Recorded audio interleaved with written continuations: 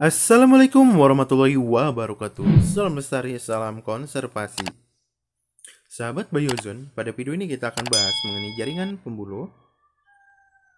Di mana untuk jaringan pembuluh ini merupakan jaringan yang khusus terdapat dalam alat tumbuhan yang berguna sebagai jaringan untuk mengangkut bahan-bahan berupa zat hara dan air yang diambil dari tanah atau zat makanan yang telah dihasilkan di daun dan diangkut ke bagian lain. Maka dari pengertian ini, jaringan pengangkut ini terdiri dari jaringan yang mengangkut zat hara dan juga air yang diambil dari tanah.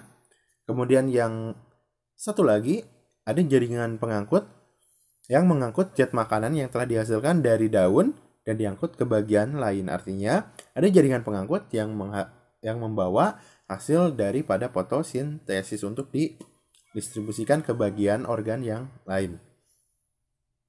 Kemudian tersusun dari sel-sel yang membentang menurut arah pengangkutan dan sering merupakan deretan seri. Deretan atau seri berupa pembuluh-pembuluh. Nah, sehingga jaringan pengangkut ini disebut juga sebagai jaringan pembuluh karena merupakan deretan atau berseri. Nah, untuk jaringan pengangkut ini terdiri dari silem dan juga flum atau phloem.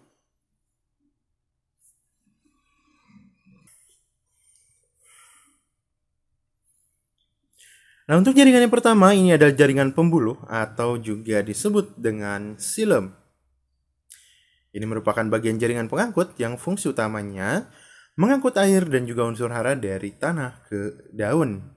Di mana untuk sistem kerja daripada jaringan pembuluh kayu atau silem ini adalah bottom up atau mengangkat air dan juga unsur hara yang diambil dari tanah, kemudian disebarkan ke seluruh tubuh khususnya ke bagian daun sebagai bahan untuk proses fotosintesis. Nah, kata silem ini berasal dari bahasa Yunani yang itu silos, yang artinya adalah kayu atau wood. Nah, untuk berkas pembuluh atau silem ini kemudian dijadikan juga sebagai acuan untuk pengelompokan tumbuhan, di mana di sini ada yang disebut sebagai vascular flange atau tumbuhan tracheophyta. Jadi tumbuhan tracheophyta ciri utamanya adalah memiliki pembuluh dan pembuluhnya yang utama adalah pembuluh silem. Nah, untuk komponen-komponen silem ini terdiri dari unsur trakea. Ada trakea, kemudian ada juga trakeid. Kemudian ada serat silem dan juga parenkim silem. Nah, di mana untuk komponen trakea ini terdiri dari trakeid dan juga trakea. Ini semacam serat yang nanti akan kita bahas seperti apa sebenarnya trakea dan trakeid ini. Nah, untuk trakeid ini adalah sel yang panjang dengan ujung meruncing. Silakan sambil diimajinasikan. Kemudian kalian juga bisa lihat di file PDF atau di modul seperti apa bentuk trakeid dan juga trakea. Jadi sekali lagi untuk trakeid ini adalah sel yang panjang dengan ujung meruncing. Kemudian selnya dewasa, membulat, panjang dan juga dinding sel tebal. Kemudian terdapat noktah yang berhalaman atau noktah setengah berhalaman. Kemudian kita bandingkan dengan trakea di mana sifat daripada trakea ini kurang lebih sama dengan trakeid, cuman ada beberapa hal yang membedakan antara trakeid dengan trakea. Yang kedua terdiri dari sel yang panjang dan bersambungan. Artinya antara sel trakea satu dengan sel trakea yang lain itu bersambungan, membentuk seperti seutas tali yang panjang. Kemudian dinding selnya lebih tipis daripada trakeid. Dinding sel daripada trakea lebih tipis daripada trakeid. Kemudian pada dinding sel ini mempunyai suatu bidang yang disebut dengan bidang perforasi. Jadi bidang perforasi ini nanti akan menempel dengan bidang perforasi daripada trakea yang lain. Sehingga antara satu trakea dengan trakea yang lain itu terhubung dan memiliki jalur atau memiliki hubungan yang nanti kalau kita buat skema itu nampak seperti saluran pada pipa. Sehingga tidak ada penghalang antara jalur dari trakea satu dengan trakea yang lain. Nah, kemudian untuk macam-macam bidang perforasi, itu ada yang simpel atau tunggal, kemudian ada yang majemuk. Untuk yang majemuknya ada yang bentuk cincin, ada yang bentuk spiral, ada yang bentuk tangga atau skleriform, kemudian ada yang bentuk jala, dan ada juga yang bernoktah. Nanti kita akan bahas dan akan bandingkan gambar antara komponen trakea dan trakeid. Sebelumnya kita bahas komponen yang lainnya, di mana pada silem ini ada serat silem. Ini merupakan serat yang berasal dari sel trakeid yang berdiferensiasi. Strukturnya sama dengan serat sklerenkim. Kemudian dinding tebal dan mempunyai noktah sederhana atau biasa. Jadi untuk serat sklerenkim ini adalah untuk serat silem ini adalah serat sklerenkim, di mana dalam pembahasan sklerenkim dalam bentuk serat itu ada yang disebut dengan serat silem dan ada serat ekstrasilem. Nah, di sini kita masuk ke dalam serat silem, yaitu serat yang terdapat atau serat sklerenkim yang terdapat di dalam silem. Selain serat silem ada juga parenkim silem. Di sini ada parenkim silem, kemudian ada juga parenkim jari-jari empulur.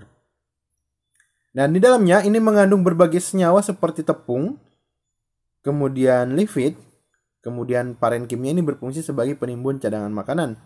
Karena tadi mengandung tepung, kemudian juga mengandung lipid, maka berperan sebagai tempat penyimpanan cadangan makanan pada parenkim silem. Nah, bisa kita lihat pada gambar. Di sini silem pada hampir seluruh tumbuhan angiosperma terdiri dari trakea, trakeid, serat, dan juga parenkim silem. Kemudian sebagian besar tumbuhan gimnospermae tidak memiliki trakea kecuali pada tumbuhan Gnetophyta. Jadi pada gimnospermae itu hanya menggunakan trakeid.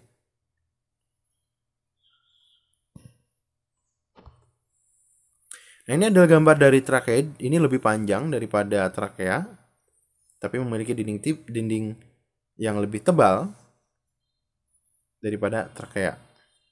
Berbeda dengan trakeid, bisa kita lihat pada trakeid itu hanya terdapat ada noktah-noktah saja sebagai jalur atau saluran. Sedangkan pada trakea itu ada bidang perforasi.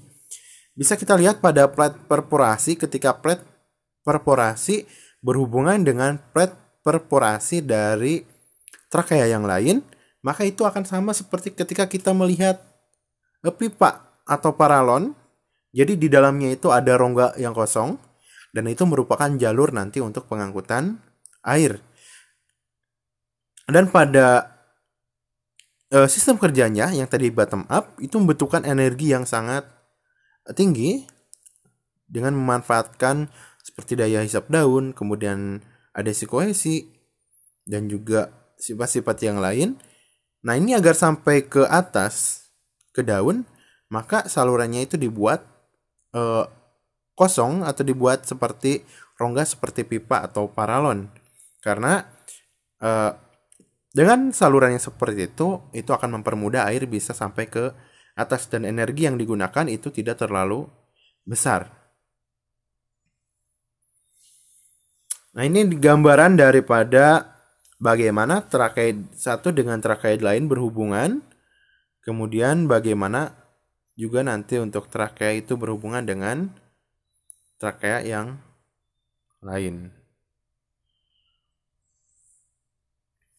Kemudian ini bentuk-bentuk daripada bidang perforasinya. Ada yang cincin, kemudian ada yang spiral, ada scaliform, dan ada juga yang fit atau noktah.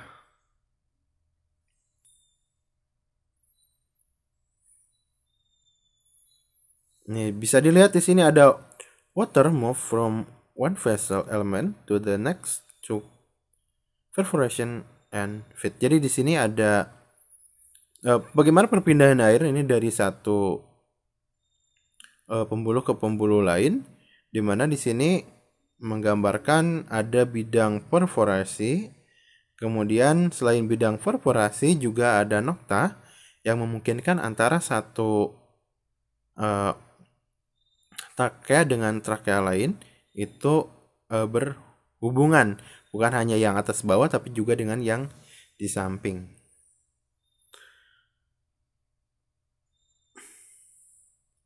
Oke, itu untuk pembahasan mengenai silem, dan pada video lain kita akan bahas mengenai flume, komponen flume, dan juga bagaimana sistem kerja daripada flume. Oke, untuk video ini kita akhiri. Assalamualaikum warahmatullahi wabarakatuh. Salam lestari, salam konservasi.